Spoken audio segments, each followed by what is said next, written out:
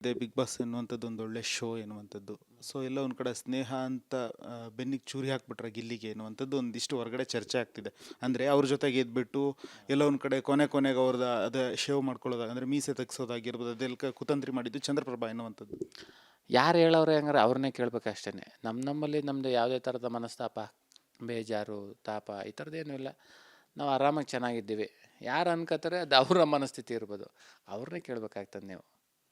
ಇದ್ರ ಜೊತೆಗೆ ಇನ್ನೊಂದು ಮಾತು ಕೇಳಿ ಬರ್ತಾ ಇದೆ, ಚಂದ್ರಪ್ರಭಾ ಅವ್ರು ಆ ಮನೇಲಿ ಇದ್ದಿದ್ದಕ್ಕೆ ತುಂಬ ಚೆನ್ನಾಗಾಯಿತು. ಯಾಕಂತ ಹೇಳಿದ್ರೆ ಯಾರೇ ಜಗಳ ಮಾಡಿದ್ರು ಕೂಡ, ಏನೇ ಮನಸ್ತಾಪಗಳು ಬಂದರೂ ಕೂಡ ಚಂದ್ರಪ್ರಭಾ ಎಂಟ್ರಿ ಕೊಟ್ಟರೆ ಅದು ಕ್ಲಿಯರ್ ಆಗ್ತಾ ಇತ್ತು. ಅಂದರೆ ಒಂದು ತಿಳಿ ಹೇಳೋದಾಗಿರ್ಬೋದು, ಇದು ಕಿತ್ತಾಟ ಅಥವಾ ಜಗಳದ ವೇದಿಕೆ ಅಲ್ಲ, ಒಂದೊಳ್ಳೆ ಜನರನ್ನು ಮನರಂಜಿಸಬೇಕು. ಯಾಕಂದರೆ ಇಡೀ ರಾಜ್ಯದ ಜನ ಕಾದು ಕೂತಿರ್ತಾರೆ ಒಂದು ಶೋ ನೋಡಬೇಕು, ಒಂದು ಎಂಟರ್ಟೈನ್ಮೆಂಟ್. ಇಲ್ಲಿ ಕಿತ್ತಾಡ್ತಾ ಕೂತ್ರೆ ಯಾರು ನೋಡಲ್ಲ ಎನ್ನುವಂಥದ್ದು ಅವಾಗ ತಿಳಿ ಹೇಳ್ತಾ ಇದ್ರು. ಅಥವಾ ಏನಾದರೂ ಬಾಯಿ ತಪ್ಪು ಮಾತಾಡಿದಾಗ ಈ ರೀತಿ ಮಾತನಾಡಬಾರ್ದು ಎನ್ನುವಂಥದ್ದು ಪ್ರಬುದ್ಧತೆಯ ಮಾತುಗಳನ್ನು ಅಲ್ಲಿರ್ತಕ್ಕಂಥ ಮನೆಯ ಸದಸ್ಯರಿಗೆ ಹೇಳ್ಕೊಡ್ತಾ ಇದ್ರು. ಇದೆಲ್ಲ ಹೇಗೆ ಸಾಧ್ಯ?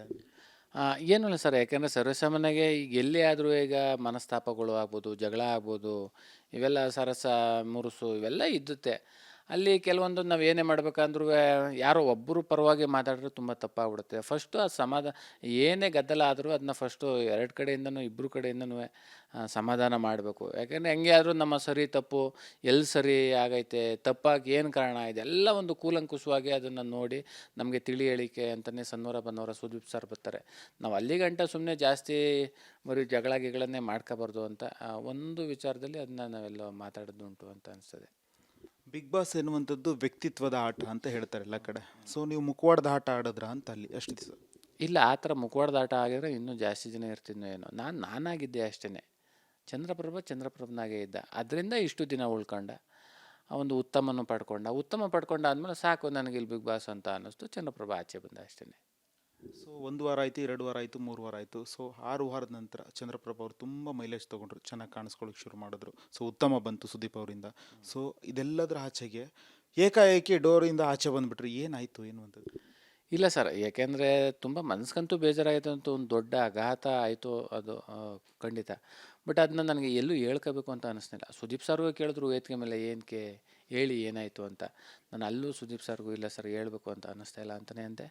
ಬಟ್ ಹೊರಗಡೆನೂ ಅದ್ರ ಬಗ್ಗೆ ಬೇಡ ಹೇಳೋದು ಅಂತ. ಆ ಥರದ್ದೊಂದು ಒಳ್ಳೆ ವೇದಿಕೆ ಬಂದರೆ ನೋಡೋಣ, ಹೇಳಬೇಕು ಅಂತ ಅನ್ಸೋರು ನಾನು ಖಂಡಿತ ಮುಂದೊಂದು ದಿನ ನಾನು ಹೇಳ್ತೀನಿ ಖಂಡಿತ. ಅಲ್ಲ ಖಂಡಿತ ಓಕೆ. ಯಾಕಂತ ಹೇಳಿದ್ರೆ ಒಬ್ಬರು ಮನಸ್ಸು ನೊಂದುಕೊಂಡು ತುಂಬ ನೊಂದುಬಿಟ್ರು ಚಂದ್ರಪ್ರಭಾ ಅವರು. ಅಂದರೆ ಅಂತ ಸುದೀಪ್ ಸರ್ ಎದುರುಗಡೆನೇ ಹೇಳಲಿಕ್ಕೆ ಯಾಕೋ ಹಿಂದೇಟಾಕ್ಬಿಟ್ರು, ಬೇಡ ಸರ್ ಅದನ್ನ ಎಲ್ಲೂ ಹೇಳ್ಕೊಳ್ಳೋದು ಬೇಡ ಅಂತ. ಬಿಗ್ ಬಾಸ್ ಮನೆಯಲ್ಲಿ ಯಾರಾದರೂ ನಿಮಗೆ ತೀರಾ ಮನಸ್ಸಿಗೆ ನೋವು ಉಂಟಾಗೋ ರೀತಿ ಏನಾದರೂ ನಡ್ಕೊಂಡ್ರ, ಅಥವಾ ನಿಮ್ಮ ವೈಯಕ್ತಿಕ ಜೀವನದ ಜೊತೆ ಏನಾದರೂ ಅಂದರೆ ಮಾತನಾಡಿದ್ರ ಅದು ಹರ್ಟ್ ಆಗೋ ರೀತಿ? ಇಲ್ಲ, ಅದ್ರ ಬಗ್ಗೆ ಏನು ಮಾತಾಡೋದೇ ಬೇಡ ಅಂತ. ಅಲ್ಲೂ ನಾನು ವೇದಿಕೆ ಮೇಲೆ ಹೇಳಿಲ್ಲ, ಇಲ್ಲೂ ಆಚೆ ಅದ್ರ ಬಗ್ಗೆ ಏನು ಮಾತಾಡೋದೇ ಬೇಡ ಅಂತ. ಮುಂದೊಂದು ದಿನ ನೋಡೋಣ, ಅದ್ರ ಬಗ್ಗೆ ಹೇಳ್ಬೇಕು ಅಂತ ಒಂದು ಅವಕಾಶ ಬಂದೇ ಬರುತ್ತೆ. ಇವತ್ತೆಲ್ಲ ನಾಳೆ ಹೇಳ್ತೀನಿ. ಸೊ ರಕ್ಷಿತಾ ತುಂಬ ಹಚ್ಕೊಂಡ್ಬಿಟ್ಟಿದ್ರು ನಿಮ್ಮನ್ನು. ಸೊ ಅವ್ರು ನೀವು ಗೇಟಿಂದ ಆಚೆ ಹೋಗೋವರೆಗೂ ಚಂದ್ರಣ್ಣ ಏನಾಯ್ತು ಹೇಳಿ, ಏನಾಯ್ತು ತಿರುಗ್ಬಿಟ್ಟು ಮಾತನಾಡಿ, ಅಟ್ಲೀಸ್ಟ್ ನಮ್ಮ ಕಡೆ ಮುಖ ತೋರಿಸಿ ಎನ್ನುವಂಥದ್ದು. ನೀವು ಯಾರ ಕಡೆನೂ ತಿರುಗಿ ನೋಡಲ್ಲ. ನಿಮ್ಮ ಹೇಳಿದ್ದು ಒಂದೇ ತಡ, ನೀವು ಹೊರಟು ಬಂದುಬಿಡ್ತೀರ. ಸೊ ಅದಾದ ನಂತರ ತುಂಬ ಜನ ಹೇಳ್ತಾರೆ. ಅದರಲ್ಲಿ ಇವರು ರಕ್ಷಿತ್ ಅವರು ತುಂಬ ಮನಸ್ಸಿಗೆ ನೋವು ಮಾಡ್ಕೋತಾರೆ. ಖಂಡಿತ. ಯಾಕೆಂದರೆ ಈಗ ಅಲ್ಲಿರೋರು ಅಷ್ಟು ಜನ ನನ್ನ ಭಾಳ ಪ್ರೀತಿಯಿಂದ ಚಂದ್ರಣ್ಣ ಅಂತ ಕರೀತಾರೆ. ನಾನು ಎಲ್ಲರೂ ಅಪಿ ಅಂತ ಕರೆಸ್ತಾ ಇದ್ದೆ. ಬಟ್ ಅದೇನೋ ಗೊತ್ತಿಲ್ಲ, ರಕ್ಷಿತ್ ಅವರು ನನಗೆ ತುಂಬ ಒಂದು ಮನಸ್ಸಿಗೆ ತುಂಬ ಹತ್ತಿರ ಆದಂಥವ್ರು. ಯಾಕೆಂದರೆ ಭಾಳ ತುಂಬ ಒಂದು ಅಣ್ಣ ತಂಗಿಗಿಂತಲೂ ಒಂದು ಹೆಚ್ಚಿನ ಸಂಬಂಧ. ಅದರಿಂದ ಕೊನೆಗಳಲ್ಲಿ ಬರಬೇಕಾದ್ರೆ ನನ್ನ ಅಟ್ಲೀಸ್ಟು ಮಾತಾಡಿ ಹೋಗಿ, ಇನ್ನೂ 5 ನಿಮಿಷ ಇದೆ, ಮಾತಾಡೋಗಿ ಹೋಗ್ಬಿಡಿ ಅಂತ ಹೇಳಿದ್ರು. ಅದೇನೋ ನನಗೆ ಗೊತ್ತಿಲ್ಲ, ಯಾರ ಜೊತೆನೂ ಮಾತಾಡಬೇಕು ಅಂತಲೂ ನನಗೆ ಅನ್ನಿಸ್ಲಿಲ್ಲ. ನಾನು ರಕ್ಷಿತಾ ಅಷ್ಟೆಲ್ಲ ಕೈ ಇಟ್ಕೊಂಡೆಲ್ಲ ಇದು ಮಾಡಿದ್ರು, ನಾನು ರಕ್ಷಿತನ್ನು ನಾನು ಮಾತಾಡಲಿಲ್ಲ. ಸುಮ್ಮನೆ ತಲೆ ಸಾವ್ರ್ಕೊಂಡು ಕೈಯ ಬಿಡಿಸ್ಕೊಂಡು ಹಾಗೆ ಬಂದ್ಬಿಟ್ಟೆ, ಬೇಡ ಅಂತ. ಅಟ್ಲೀಸ್ಟ್ ಎಲ್ಲ ತಿರುಗಿ ನೋಡಿ, ಒಂದ್ಸಲ ನಾನು ತಿರುಗಿ ನೋಡಿ ಅಂತಾರೆ. ನನಗೆ ಹಂಗೆ ತಿರುಗಿ ನೋಡಬೇಕು ಅಂತಲೂ ಅನ್ನಿಸ್ಲಿಲ್ಲ ನನಗೆ. ಅಟ್ಲೀಸ್ಟು ನಾನು ಇಷ್ಟು ದಿನ ಇದ್ದೆ, ಒಂದು ಬಿಗ್ ಬಾಸ್ ಮನೆನಾರು ನೋಡಬೇಕು ಅಂತಲೂ ಅನ್ನಿಸ್ಲಿಲ್ಲ ನನಗೆ. ಹಾಗೆ ಬಕ್ಕೊಂಡು ಹಾಗೆ ಸಲೀಸಾಗಿ ಆಚೆ ಬಂದ್ಬಿಟ್ಟೆ. ಸೊ ಇದ್ರ ಜೊತೆಗೆ ನಿಮ್ಮ ಮತ್ತೊಬ್ಬ ತಂಗಿ ಕಾವ್ಯ ಅವರು, ಸೊ ಅವ್ರದ್ದು ಏನಾದರೂ ಪ್ರೇಮಾಂಕುರ ಆಗ್ತಿದೆ ಅಥವಾ ಲವ್ ಆಗ್ತಿದೆ ಅಂತೇಳಂತ ಚರ್ಚೆ ಆಗಿದೆ. ನೀವೇ ಕೂಡ ಖುದ್ದಾಗಿ ನಿಂತು ರಾಖಿ ಬೇರೆ ಕಟ್ಟಿಸಿದ್ರಿ. ಸೊ ಅದು ನಿಜಕ್ಕೂ ಲವ್ವಾ ಅಥವಾ ಏನು? ನೋಡಿ, ಒಂದು ಹುಡುಗ ಹುಡುಗಿ ಮಾತಾಡ್ತಾರೆ ಅಂದ ತಕ್ಷಣ ಅದು ಪ್ರೀತಿ ಪ್ರೇಮ ಅಂತ ನಾವು ಸಮಾಜಕ್ಕೆ ಹೇಳ್ಬಿಟ್ರೆ ನಮ್ಮದೇ ತಪ್ಪಾಗ್ಬಿಡ್ತದೆ. ಯಾಕೆಂದರೆ ಒಂದು ಒಳ್ಳೆ ಫ್ರೆಂಡ್ ಆಗಿರ್ಬೋದು, ಒಬ್ಬರು ಅಣ್ಣ ತಂಗಿ ಆಗ್ಬೋದು. ಯಾಕೆಂದರೆ ಇನ್ನೊಬ್ಬರ ಬಗ್ಗೆ ನಾವು ಆ ಥರ ತಪ್ಪು ಸಂದೇಶ ನೀಡೋದು ತಪ್ಪಾಗ್ಬಿಡ್ತದೆ. ಒಂದು ಒಳ್ಳೆ ಗೆಳೆತನ ಅಷ್ಟೇ. ಅದ್ರ ಬಗ್ಗೆ ಯಾಕೆಂದರೆ ನನ್ನ ಪ್ರೀತಿಯಿಂದ ನಾನು ತಂಗಿ ತಂಗಿ ಅಂತಲೇ ಕರಿತಾಯಿತ್ತು, ಹೆಸ್ರು ಹಿಡ್ದು ಎಲ್ಲೂ ನಾನು ಮಾತಾಡ್ಸಿಲ್ಲ. ತಂಗಿ ಕಾವ್ಯ ಅಂತಲೇ ಮಾತಾಡ್ಸುವೆ, ಅಣ್ಣ ಅಂತ ಮಾತಾಡ್ಸೋರು. ನಾನು ಗಿಲ್ಲಿ ಕಾವ್ಯ ಆಗ್ಬೋದು, ನಾವು ತುಂಬ ಹೆಂಗಿದ್ದು ಅಂದರೆ ಒಂದು ತರಲೆ ತಮಾಷೆ ತುಂಟಾಟ ಇವೆಲ್ಲ ಜಾಸ್ತಿ ಮಾತಾಡ್ಕೊಂಡು ಆರಾಮಾಗಿ ಮನೆಯಲ್ಲಿದ್ದು, ಯಾರಿಂದ ಯಾರಿಗೂ ಮನ್ಸಿಗೆ ಬೇಜಾರಾಗ್ತಿರ್ಲಿಲ್ಲ.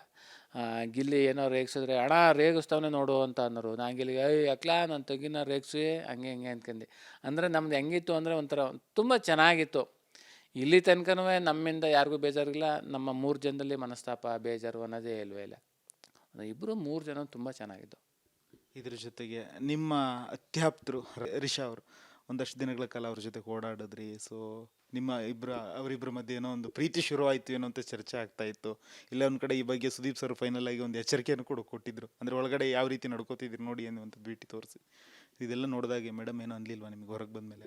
ಇಲ್ಲ, ಯಾಕೆಂದರೆ ರಿಷಾ ಅವರು ಒಂದು 5-6 ಸಿನಿಮಾದಲ್ಲಿ ಬಹು ಮುಖ್ಯ ನಾಯಕಿ ಪಾತ್ರ ಮಾಡಿರೋವಂಥವ್ರು. ಆಮೇಲೆ ನಮ್ಮ ಮೈಸೂರಿನವ್ರು ಅವರು. ಆಮೇಲೆ ನನಗೂ ಮೈಸೂರಿನ ಸಂಪರ್ಕ ತುಂಬ ಅತಿ ಹೆಚ್ಚು. ನಾನು ಬೆಳೆದಿರೋದೇ ಮೈಸೂರಿನಲ್ಲಿ ಆಗಿರೋದ್ರಿಂದ ಮೈಸೂರು ಅಂದ ತಕ್ಷಣ ನಮ್ಮ ಗೆಳೆತನ ಒಂದು ಸ್ವಲ್ಪ ಸ್ಟ್ರಾಂಗ್ ಆಯಿತು. ತುಂಬ ಖುಷಿ ಆಯಿತು. ನನ್ನ ಅವ್ರು ಗೌರವಿಸೋದು, ಅವ್ರನ್ನ ನಾನು ಗೌರವಿಸೋದು. ಅದರಲ್ಲಿ ಒಂದು ಗೆಳೆತನದಲ್ಲಿ ಒಂದಷ್ಟು ದಿನ ಇದ್ದು ವಿನಃ ಒಂದು ಒಳ್ಳೆ ಫ್ರೆಂಡು ನನಗೆ ರಿಷಾ ಅವರು ನಿಜವಾಗ್ಲೂ. ಅದರಿಂದ ಬೇರೆ ಏನೂ ಇಲ್ಲ. ನಾವು ನೋಡಿ, ನಾವಿಬ್ಬರಲ್ಲೂ ಯಾವತ್ತೂ ಒಂದು ಕೋಪ ತಾಪ ಅನ್ನೋದೇ ಇಲ್ವೇ ಇಲ್ಲ. ಇರುವಷ್ಟು ದಿನ ಒಂದು ಒಳ್ಳೆ ಗೆಳೆತನದಲ್ಲಾಗಿದ್ದು ನಾವು. ಬಿಗ್ ಬಾಸ್ ಸೀಸನ್ 12 ಇನ್ನೇನು ಮುಗಿಯೋದ್ರೊಳಗಡೆ ಸಿಕ್ಕಾಬಟ್ಟೆ ಮಾರ್ಕೆಟಲ್ಲಿ ಒಂದು ಚರ್ಚೆ ಶುರುವಾಗಿದೆ. ನುಗ್ಗೆಕಾಯಿಗೆ ಬಲ್ಲು ಡಿಮ್ಯಾಂಡ್ ಆಗಿಬಿಟ್ಟಿದೆ. ಏನು ಸರ್ ಇದು ನುಗ್ಗೆಕಾಯಿ ರಹಸ್ಯ? ಸರ್ ಆ ಥರದ್ದು ಏನೂ ಇಲ್ಲ ಸರ್. ಜಲ ಯಾಕೋ ನುಗ್ಗೆಕಾಯಿ ಹೇಳ್ತಾ ಇರ್ತಾರೆ. ಈಗ ಹಳ್ಳಿ ಅಂದ ತಕ್ಷಣ ಸರ್ವೇ ಸಾಮಾನ್ಯ ಪ್ರತಿಯೊಬ್ಬರು ಅತಿ ಹೆಚ್ಚು ಮನೆ ಅಂದ ತಕ್ಷಣ ಒಂದು ಕರ್ಬೇವಿನ ಗಿಡ ಇರುತ್ತೆ, ಒಂದು ನುಗ್ಗೆಕಾಯಿ ಮರ ಆಯ್ತು ಇರುತ್ತೆ. ಸರ್, ನಾನು ಕೂಡ ರೈತ ಕುಟುಂಬದವನೇ. ಸೊ ನಾವು ಯಾರಾದರೂ ನಮ್ಮ ಪ್ರೀತಿ ಪಾತ್ರರು ಸಿಟಿಲಿ ಇದ್ದಾರೆ ಅಥವಾ ಒಂದಷ್ಟು ದಿನಗಳ ಕಾಲ ಮನೆ ಬಿಟ್ಟು ಹೋಗಿದ್ದಾರೆ ಅಂತ ಹೇಳಿದ್ರೆ ಅವ್ರಿಗೇನೋ ಸಿಹಿ ತಿಂಡಿನೋ ಅಥವಾ ಮತ್ತಿನ್ನೇನೋ ರೊಟ್ಟಿನೋ ಅಥವಾ ಆ ಭಾಗದ ಏನೋ ಅವರಿಗೆ ಇಷ್ಟವಾದಂಥ ಊಟ ಕೊಡ್ತೀವಿ. ಅದು ಯಾವುದನ್ನು ಬಿಟ್ಟು ಮೇಡಮ್ ಕಟ್ಟಿದ್ದಂತ ಹೇಳಿದ್ರೆ ಒಂದಿಷ್ಟು ಮೊಳಕೆ ಕಾಳು ಅದ್ರ ಜೊತೆಗೆ ನುಗ್ಗೆಕಾಯಿ, ಏನಿದ್ರದ್ದು ಹಿನ್ನೆಲೆ? ಇಲ್ಲ, ಅದನ್ನೇ ಹೇಳ್ತಾ ಇದ್ದೀನಿ ನಿಮಗೆ. ಈಗ ಸರ್ವೇ ಸಾಮಾನ್ಯ ಹಳ್ಳಿ ಅಂದ ತಕ್ಷಣ ನಾವು ನಮ್ಮ ಮನೆಯಲ್ಲಿ ಸತ್ಯ ಒಂದು ಯಾವುದು ನುಗ್ಗೆಕಾಯಿ ಗಿಡನೂ ನೆಟ್ಟಿದ್ದೋ, ಕರಿಬೇವಿನ ಗಿಡನೂ ನೆಟ್ಟಿದ್ದೋ. ನಾನು ಅವಾಗಿಂದನೂ ಅಷ್ಟೇ. ನಮ್ಮ ತಾಯಿ ಏನು ಅಂದರೆ, ಏನೋ ಒಂದು ಸೊಪ್ಪು ಮಾಡ್ಬೇಕಂದ್ರೆ ನುಗ್ಗೆ ಸೊಪ್ಪು ಹಾಕ್ಬಿಟ್ಟು ಖಾರ ಹರಿದ್ಬಿಟ್ಟು ಒಳ್ಳೆ ಉಪ್ಪೆಸರು ಮಾಡೋರು, ನುಗ್ಗೆಕಾಯಿ ಸಾಂಬಾರು ಮಾಡೋರು. ಈ ಥರದ್ದು ಅಭ್ಯಾಸ ಆಗಿರೋದ್ರಿಂದ ನಾನು ಚಿಕ್ಕೂರಿಂದನೂ ನನಗೆ ನುಗ್ಗೆಕಾಯಿ ಸಾರು, ನುಗ್ಗೆಕಾಯಿ ಪಲ್ಯ ಅಂದರೆ ನನಗೆ ತುಂಬ ಇಷ್ಟ. ಅದರಿಂದ ನಾನು ಮದುವೆ ಆದಮೇಲೆ ನನ್ನ ಹೆಂಡತಿ ಏನಾರು ಇದ್ದಾಗ ಅತಿ ಹೆಚ್ಚು ನಾನು ನುಗ್ಗೆಕಾಯಿ ಸಾಂಬಾರು ಮಾಡಿಕೊಡ್ತಾಯಿದ್ರು. ಅಷ್ಟೇ, ಅದು ಬಿಟ್ಟರೆ ಬೇರೆ ಏನೂ ಇಲ್ಲ. ಅಲ್ಲ, ಸುದೀಪ್ ಸರ್ ಕೂಡ ಕೇಳಿದ್ರಿ ಏನಿದು ನುಗ್ಗೆಕಾಯಿ ಇದು ಅಂತ. ಅದನ್ನೇ, ಇಷ್ಟೇ, ಅದು ಬಿಟ್ಟರೆ ಏನಿಲ್ಲ. ಚಿಕ್ಕದ್ರಿಂದನೂ ನಾನು ನುಗ್ಗೆಕಾಯಿ ಸಾರು, ನುಗ್ಗೆಕಾಯಿ ಪಲ್ಯ, ನುಗ್ಗೆಕಾಯಿ ಇತ್ತಿಗೆ ಮೊಟ್ಟೆ ಗಿಟ್ಟೆ ಹುರ್ಕೊಂಡು ತಿನ್ನೋದು, ಈ ಥರದ್ದು ಇದ್ದದ್ರಿಂದ ನನ್ನ ಗಂಡಂಗೆ ಇದಿಷ್ಟ ಅಂದ್ಬಿಟ್ಟು ಅವ್ರು ಮಾಡಿ ಕಳಿಸಿದ್ರು ಅಷ್ಟೇ. ಈಗ ಆಯ್ತು ಸರ್, ನೀವು ಕೋಚಿಂಗ್ ಯಾವಾಗ ಶುರು ಮಾಡ್ತೀರಾ? ಯಾವ ಕೋಚಿಂಗು ಸರ್? ನಿಮಗೆ ಗೊತ್ತಿಲ್ವ ಸರ್? ನೀವು ಹೇಳಿದ್ರಲ್ಲ ಕೋಚಿಂಗ್ ಶುರು ಮಾಡ್ತೀನಿ. ಯಾವುದು? ನೀವು ತುಂಬ ಮೆಡಿಟೇಷನ್ ಎಲ್ಲ ಮಾಡ್ತೀರಂತೆ, ಬೇರೆಯವ್ರಿಗೆ ಹೇಳ್ಕೊಡ್ತೀರಂತೆ. ಸೊ ನೀವೆಲ್ಲರಿಗೂ ಬಿಗ್ ಬಾಸ್ ಮನೇಲಿ ಯಾರಿಗೆ ಹೇಳಿದ್ರಿ ನೆನಪಿದೆಯಾ? ನಾನು ಮೆಡಿಟೇಷನ್ ಎಲ್ಲ ತುಂಬ ಮಾಡಿದ್ದೀನಿ, ಅಂದರೆ ಕಂಟ್ರೋಲ್ ಮಾಡ್ಕೊಳ್ಳಿಕ್ಕೆ ನನ್ನನ್ನು ನಾನು ಏನು ಅನ್ನೋದು. ಯಾವುದು ಅಂತ ಗೊತ್ತಾಗ್ತಾ ಇಲ್ವಲ್ಲ. ಯಾವ್ದು ನುಗ್ಗೆಕಾಯ್ದ ಏನೋ ನಂಗೆ ಸತ್ಯವಾಗ್ಲೂ ಗೊತ್ತಿಲ್ಲ. ಯಾವುದು ನೀವು ಹೇಳಿದ್ರೆ ನಾನು ಹೇಳಬಲ್ಲೆ. ರಿಷಾ ಅವ್ರಿಗೆ ಹೇಳ್ತೀರ ಮೆಡಿಟೇಷನ್ನು ಅಂದರೆ ಕೋಪ ಕಂಟ್ರೋಲ್ ಮಾಡ್ಕೊಳಕ್ಕೆ ನಾನು ಮೆಡಿಟೇಷನ್ ಮಾಡ್ತೀನಿ, ನಿನಗೂ ಹೇಳ್ಕೊಡ್ಬೇಕಾ? ಓ ಹೌದಾ? ಅಂದರೆ ಅತಿ ಹೆಚ್ಚು ಕೋಪ ಅಂತಲ್ಲ, ಒಂಚೂರು ವಾಲ್ಯೂಮ್ ಜಾಸ್ತಿ ಮಾಡಿ ಮಾತಾಡ್ತಾ ಇರೋರು ಸಹ ನನ್ನ ಜೊತೆಲ್ಲ ಎಲ್ಲರ ಜೊತೆನೂ. ನಾನು ಅದಕ್ಕೇನೆ ನೋಡಿ, ಅದ ಗಮನಿಸಿದ್ದೀರಲ್ಲಿ ತುಂಬ. ನೋಡಮ್ಮ, ಮೆಡಿಟೇಷನ್ ಮಾಡೋದು ಕಲ್ತ್ಕೊಂಡು ನಾನು ರಘುವಣ್ಣವ್ರ ಹತ್ರ ಹೇಳ್ಸ್ಕೊತೀನಿ ಅಂದರು. ಅವ್ರ ಹತ್ರ ಬಿಡೋದು ನಾನೇ ಹೇಳ್ಕೊಡ್ತೀನಿ ಮೆಡಿಟೇಷನ್ ಮಾಡೋದಾ. ಒಂಚೂರು ಕೋಪ ಕಡಿಮೆ ಮಾಡ್ಕೊ, ಅದು ಬಿಟ್ಟರೆ ನೀನು ಎಲ್ಲರ ಜೊತೆ ಭಾಳ ಪ್ರೀತಿ ವಿಶ್ವಾಸದಿಂದ ಇರ್ತೀಯ. ಆಮೇಲೆ ರಿಸರ್ದು ನನ್ನ ಒಂದು ದೊಡ್ಡ ಗುಣ ಏನು ಇಷ್ಟ ಆಗ್ತದೆ ಅಂದರೆ, ಯಾರ ಜನ ಒಬ್ರ ಜೊತೆ ಇವತ್ತು ಜಗಳ ಆಡಿದ್ರೆ ನಾಳೆ ಅವ್ರ ಜೊತೆ ಆ ಹುಡುಗಿನೇ ಹೋಗಿ ಮಾತಾಡ್ತಿದ್ದೆ. ಅದೊಂದು ದೊಡ್ಡ ಗುಣ ನಿಜವಾಗ್ಲೂ. ಅದು ನನಗೆ ಇಷ್ಟ ಆಯಿತು. ಈಗ ಒಂದು ಅವಕಾಶ ಕೊಟ್ಟಿದ್ರೆ ಚಂದ್ರಪ್ರಭಾ ಅವ್ರಿಗೆ ಬಿಗ್ ಬಾಸ್, ಸೊ ಮನೆಯಿಂದ ಆಚೆ ಬರಬೇಕಾದ್ರೆ ನಿಮ್ಮ ರೈಟ್ ಹ್ಯಾಂಡಲ್ಲಿ ಇನ್ನೊಂದು ಹ್ಯಾಂಡನ್ನು ಎಳ್ಕೊಂಬರ್ಬೇಕು ಅಂದಿದ್ರೆ ಯಾರನ್ನ ಕರ್ಕೊಂಬರ್ತಿದ್ರು ಮನೆಯಿಂದ ಹೊರಗಡೆ?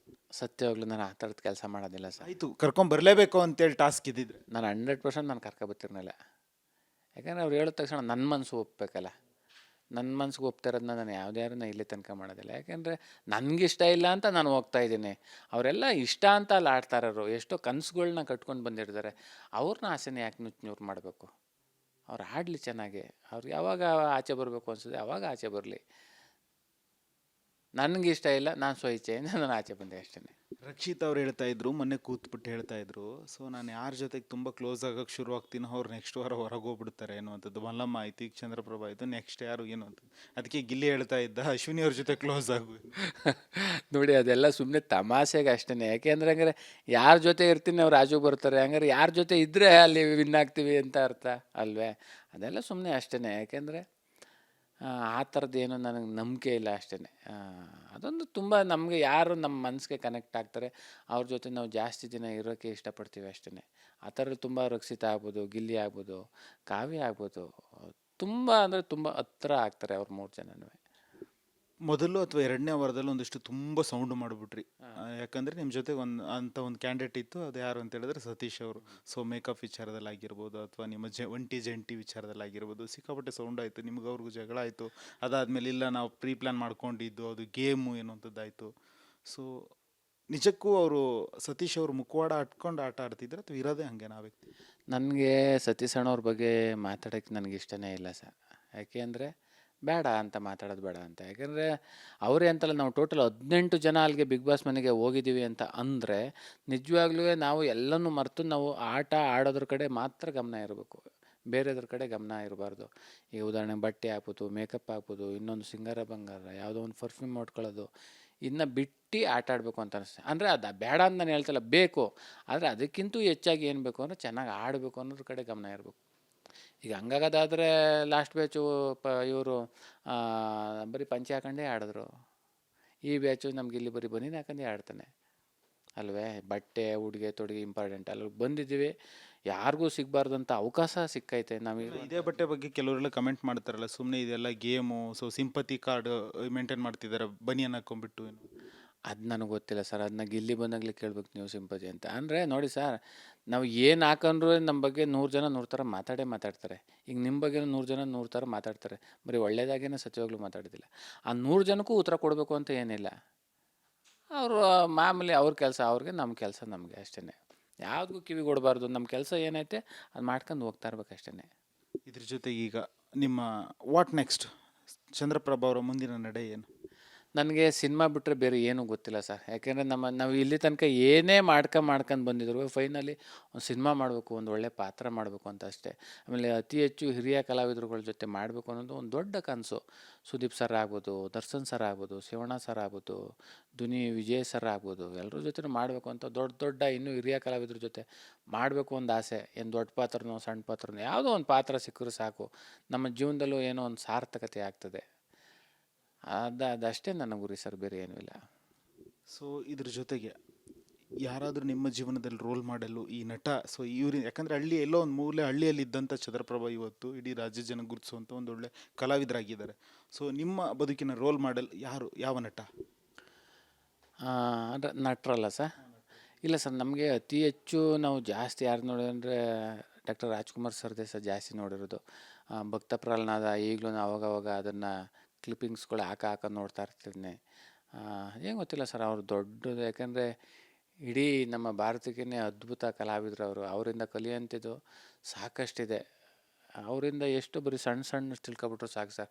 ನಾವು ನಮ್ಮ ಜೀವನದಲ್ಲಿ ಹೇಗಿರಬೇಕು, ಒಂದು ಅಭಿನಯ ಅನ್ನೋದು ಹೇಗೆ ನಾವು ಕಲಿಬೇಕು ಅನ್ನೋದು ಅಂಥವ್ರು ನೋಡಿದ್ರೆ ಗೊತ್ತಾಗ್ಬಿಡ್ತದೆ ಸರ್. ಅವರು ಓದೋ ದಾರಿನಲ್ಲೇ ಏನೋ ಅವ್ರನ್ನ ನೋಡಿ ತುಂಬ ಖುಷಿ.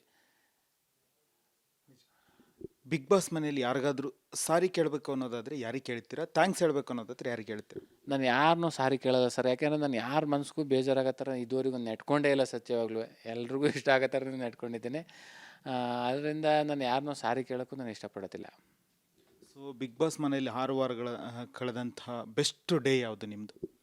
ಇಲ್ಲ, ಅಲ್ಲಿ ಪ್ರತಿದಿನ ಪ್ರತಿ ಕ್ಷಣನೂ ನಾನು ಅನುಭವಿಸಿದ್ದೀನಿ. ಯಾಕೆಂದರೆ ಅಷ್ಟು ದಿನವೂ ಒಂದು ಮೆಮೊರಿ ಮತ್ತೆ ಪಡ್ಕೊಳ್ಳೋಕೆ ಸಾಧ್ಯನೇ ಇಲ್ಲ. ಮತ್ತು ಈ ಜನ್ಮದಲ್ಲಿ ಮತ್ತೆ ಹೋಗೋಕ್ಕೂ ಆಗೋದಿಲ್ಲ.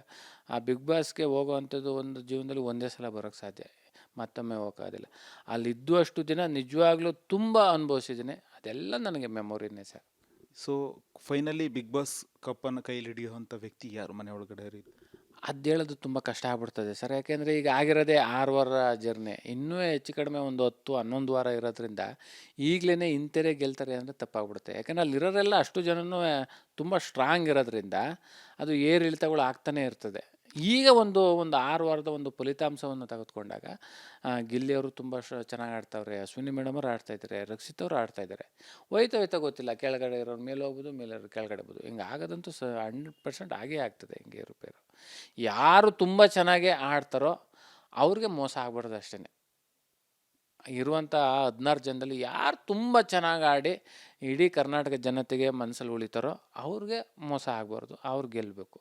ಸೊ ಫೈನಲಿ ಆಡಿಯನ್ಸ್ಗೆ ಒಂದು ಕುತೂಹಲ ಇದೆ. ಮನೆ ಒಳಗಡೆ ಅಂತೂ ನಮ್ಮನ್ನು ಒಂದಷ್ಟು ರಂಜಿಸಿದ್ರು, ಅದಾದ ನಂತರ ಮೌನಕ್ಕೆ ಹೋಗ್ಬಿಟ್ರು ಚಂದ್ರಣ್ಣ. ಅದೇನೋ ಮನಸ್ಸಿಗೆ ನೋವು ಉಂಟಾಗಿ. ಇಲ್ಲಾದರೂ ಒಂದು ಡೈಲಾಗ್ ಅಥವಾ ಒಂದು ಹಾಡು ಹೇಳ್ಬೋದಾ? ಹೇಳ್ತೀನಿ ಸರ್, ನಾನು ಈ ಫೀಲ್ಡ್ಗೆ 2006ರಲ್ಲಿ ಬಂದೆ. ಇಷ್ಟು ಸಿನಿಮಾ, ಹಲವಾರು ಸಿನಿಮಾ ಆಗ್ಬೋದು, ಸೀರಿಯಲ್ ಆಗ್ಬೋದು, ಹಲವಾರು ಸ್ಟೇಜು ಶೋ ಎಲ್ಲ ಮಾಡಿದ್ವಿ. ಬಟ್ ಇಷ್ಟರಲ್ಲಿ ಎಲ್ಲೋ ನನಗೆ ತುಂಬ ಫಸ್ಟ್ ಟೈಮ್ ಸ್ಟೇಜ್ ಮೇಕೆ ಅಂತ ಹತ್ತಿ ಮುಖಕ್ಕೆ ಬಣ್ಣ ಹಚ್ಕೊಂಡು ಹೇಳ್ದಂಥದ್ದು ಒಂದೇ ಒಂದು ನನಗೆ ನೆನಪೈತೆ, ಅದು ಹೇಳ್ತೀನಿ.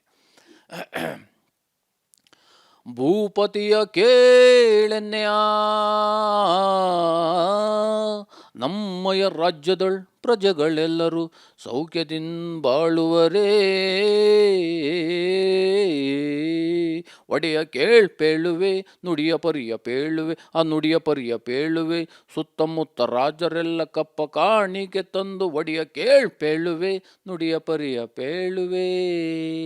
ಇದು ಫಸ್ಟ್ ಟೈಮು ನನಗೆ ನಾನು ಆಡ್ದಂಥ ಒಂದು ಕಂದ ಪದ್ಯ, ಪೌರಾಣಿಕ ನಾಟಕದ್ದು. ಸೊ ಫೈನಲಿ ಈಗ ಆಡಿಯನ್ಸಿಗೆ ಏನು ಹೇಳ್ತಾರೆ? ನಿಮ್ಮನ್ನು ತುಂಬ ಮಿಸ್ ಮಾಡ್ಕೊಂಡಿದ್ದಾರೆ. ನಿಜವಾಗ್ಲೂ ತುಂಬ ಖುಷಿ ಆಗ್ತದೆ ಸರ್. ಯಾಕೆಂದರೆ ಇಲ್ಲಿ ಗಂಟ ಮಜಾ ಬರ್ತಾ ಆಗ್ಬೋದು, ಗಿಚ್ಚಿಗಿಲಿ ಆಗ್ಬೋದು, ಬಿಗ್ ಬಾಸ್ ಆಗ್ಬೋದು, ಇಲ್ಲಿ ಗಂಟ ಗೊತ್ತೋ ಗೊತ್ತಿಲ್ದೋ ಏನೋ ತಪ್ಪಾದಾಗ ನನ್ನ ಕ್ಷಮಿಸಿ ಒಂದು ಪ್ರೀತಿ, ಆಶೀರ್ವಾದ, ಚಪ್ಪಾಳೆ ಕೊಟ್ಟಂತಹ ನನ್ನ ಕರ್ನಾಟಕ ಜನತೆಗೆ ತುಂಬು ಹೃದಯದ ಧನ್ಯವಾದಗಳನ್ನ ಹೇಳ್ತೀನಿ. ಎಷ್ಟು ಕ್ಲಾರಿಟಿ, ಯಾಕಂದರೆ ಬಿಗ್ ಬಾಸ್ ಮನೇಲಿ ನೀವು ಕ್ಲಾರಿಟಿ ಕೊಟ್ಟು ಅನುಭವ ಆಗಿದೆ. ಸೊ ಒಂದಷ್ಟು ಇತ್ತೀಚಿನ ದಿನಗಳಲ್ಲಿ ಅವಕಾಶಗಳು ಸಿಗ್ತಾ ಇಲ್ಲ ಚಂದ್ರಪ್ರಭಾ ಅವ್ರಿಗೆ, ಹಾಗಾಗಿ ಗಾರೆ ಕೆಲ್ಸಕ್ಕೆ ಹೋಗ್ತಾ ಇದ್ದಾರೆ ಅನ್ನುವಂಥದ್ದು ಒಂದು. ಮಾತಾಡೋದೇ ಬಿಡಿ ಸರ್, ಕೆಲವೊಂದು ವಿಚಾರದ ಬಗ್ಗೆ ಮಾತಾಡೋದೇ ಬೇಡ ಅಂತ ಅನ್ನಿಸ್ತೈತೆ ನನಗೆ. ಸರ್ ಅಂತ ನಿರ್ಧಾರ ಇಲ್ಲ ಬೇಡ ಅಂತ ಸರ್, ಕೆಲವ್ರ ಬಗ್ಗೆ ಬೇಡವೇ ಬೇಡ ಮಾತಾಡೋದು ಅಂತ. ಓಕೆ, ಫೈನಲಿ ಈಗ ಮತ್ತೇನಾದರೂ ಬಿಗ್ ಬಾಸ್ ಮನೆಗೆ ಕರೆದ್ರೆ ಹೋಗ್ತೀರಾ ವಾಪಸ್? ಇಲ್ಲ ಸರ್, ಸಾಕು ಸರ್, ಇಷ್ಟು ದಿನ ಇದ್ದೆ, ತುಂಬ ಖುಷಿ ಐತೆ. ಇನ್ನು ಮಾಡುವಂಥ ಕೆಲಸಗಳು ತುಂಬ ಇದೆ, ಅದ್ರ ಕಡೆ ಗಮನ ಕೊಡೋಣ. ನಿಮ್ಮ ಫೇವ್ರೆಟ್ ಮಲ್ಲಮ್ಮನ ಬಗ್ಗೆನೇ ಏನು ಹೇಳಲೇ ಇಲ್ಲ ನೀವು. ಇಲ್ಲ, ಅವರು ನಾವು ಯಾವತ್ತೂ ಸ್ಪರ್ಧಿ ಅಂತ ಅಂದ್ಕೊಳ್ಳಲ್ಲ ಸರ್. ಯಾಕೆಂದರೆ ಆ ವಯಸ್ಸಿನಲ್ಲಿ ಬಂದಿದ್ದಾರೆ ಬಿಗ್ ಬಾಸ್ ಮನೆಗೆ ಅಂದರೆ ಅದೇ ಒಂದು ದೊಡ್ಡ ಸಾಧನೆ ಸರ್ ನಿಜವಾಗ್ಲೂ. ಆ ವಯಸ್ಸಿನಲ್ಲಿ ಯಾರು, ಈಗ ನಾವು ಆ ವಯಸ್ಸಿನಲ್ಲಿ ಒಂದು ಗೇಮ್ನು ಆಡೋಕ್ಕಾಯ್ತದೋ ಇಲ್ವೋ ಗೊತ್ತಿಲ್ಲ. ಅವರು ನೀರೊಳಗೆ ಬಿದ್ದು ಅದೊಂದು ಕೀ ತಗೊಬರೋದಾಗ್ಬೋದು, ಆಮೇಲೆ ಹಲವಾರು ಗೇಮಲ್ಲಿ ತುಂಬ ಸ್ಟ್ರಾಂಗ್ ಇದ್ದರು. ಆ ವಯಸ್ಸಿನಲ್ಲಿ ಆಡಿದ್ದಾರೆ, ಆ ವಯಸ್ಸಿನಲ್ಲಿ ಬಂದಿದ್ದಾರೆ ಅಂದರೆ ಅದೇ ಒಂದು ದೊಡ್ಡ ಸಾಧನೆ. ಆ ಮನೆ ಒಳಗೆ ನಿಜವಾಗ್ಲೂ ಎಲ್ರಿಗೂ ಒಂದು ತಾಯಿಯ ಒಂದು ಸ್ವರೂಪವಾಗಿದ್ದರು. ನಿಜವಾಗ್ಲೂ ತುಂಬ ಖುಷಿ ಆಗ್ತದೆ. ಅವ್ರಿಗೆ ದೇವರು ಇನ್ನೂ ಒಳ್ಳೆ ಆರೋಗ್ಯ ಆಯಸ್ಕೊಡ್ಲಿ, ಅವ್ರಿಗೆ ಒಳ್ಳೇದು ಮಾಡಲಿ ಅಂತ ಕೇಳ್ಕೊತೀನಿ. ಓಕೆ ಸರ್, ಫೈನಲಿ ಒಳ್ಳೆಯದಾಗಲಿ, ನಿಮಗೆ ಮತ್ತಷ್ಟು ಅವಕಾಶಗಳು ಬರಲಿ. ಸೊ ಇಡೀ ಕರ್ನಾಟಕ ಜನರನ್ನು ಮತ್ತಷ್ಟು ರಂಜಿಸಿ ಅಂತ ನಾವು ಕೂಡ ಆಶೆ ಬಯಸ್ತೀವಿ. ಸೊ ವೀಕ್ಷಕರೇ, ಇದಾಗಿತ್ತು ಚಂದ್ರಪ್ರಭರ ಮಾತು. ಸೊ ಸಾಕಷ್ಟು ನೊಂದಿದ್ದಾರೆ. ಸೊ ಒಂದೊಳ್ಳೆ ಅವಕಾಶ ಸಿಕ್ಕಿತ್ತು, ನನಗೆ ಎಷ್ಟು ಸಾಧ್ಯನೋ ಅಷ್ಟು ಆಡಿದ್ದೀನಿ, ಜನರ ಮನಸ್ಸನ್ನು ಗೆದ್ದಿದ್ದೀನಿ ಅಂತೇಳಿ ಭಾವಿಸ್ತೀನಿ ಅಂತ ಹೇಳಿದ್ದಾರೆ. ಇದ್ರ ಜೊತೆಗೆ ಮುಂದೆ ಕೂಡ ಸಿನಿಮಾದಲ್ಲಿ ಒಳ್ಳೆ ಅವಕಾಶಗಳು ಸಿಗ್ತಾ ಇದೆ. ಸೊ ಅವುಗಳನ್ನೆಲ್ಲ ಸರಿಯಾಗಿ ಬಳಸ್ಕೋತೀನಿ ಅನ್ನೋಂಥದ್ದು ಮಾತನಾಡಿ, ಸೊ ಇಡೀ ಕರ್ನಾಟಕದ ಜನರ ಮನವನ್ನು ಗೆದ್ದಿರ್ತಕ್ಕಂಥ ಚಂದ್ರಪ್ರಭ ಅವರು ಇವತ್ತು ಮನದಾಳದ ಮಾತನ್ನು ಹಂಚಿಕೊಂಡಿರುವಂಥದ್ದು. ಕ್ಯಾಮ್ರಾ ಪರ್ಸನ್ ಕೃಷ್ಣ ಜೊತೆ ಪ್ರವೀಣ್ ಕುಮಾರ್ ಸಲಗ್ನಳ್ಳಿ, ರಿಪಬ್ಲಿಕ್ ಕನ್ನಡ.